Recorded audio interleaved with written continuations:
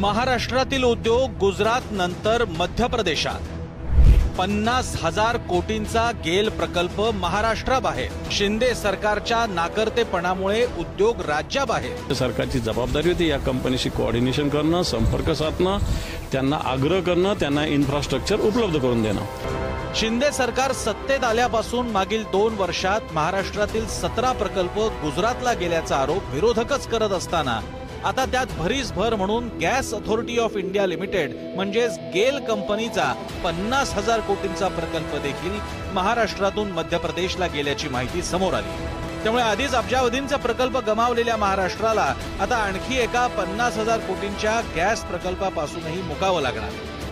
गेल कंपनीच्या याच प्रकल्पासोबत भारत पेट्रोलियम कॉर्पचाही $6 अब्ज इथेन फेड क्रॅकर प्रकल्पही मध्य प्रदेशच्या बिना रिफायनरी इथं हलवण्यात आलाय। आता महाराष्ट्रातून गुजरातला हलवण्यात आलेले प्रकल्प कोणते तेही पहा।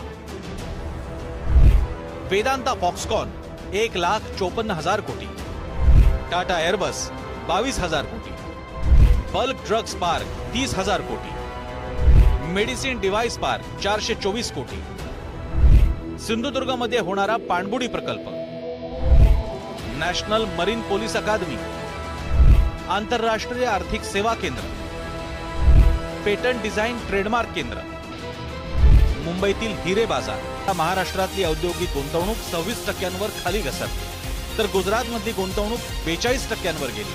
त्यामुळे उद्योगधंद्यांमध्ये प्रगतिशील म्हणवल्या जाणाऱ्या महाराष्ट्रातून मोठे प्रकल्प बाहेरच्या राज्यात जाणं ही चिंतेची बाब आहे। सबके सब चोर हैं, ये एक्सेप्टेबल नहीं है।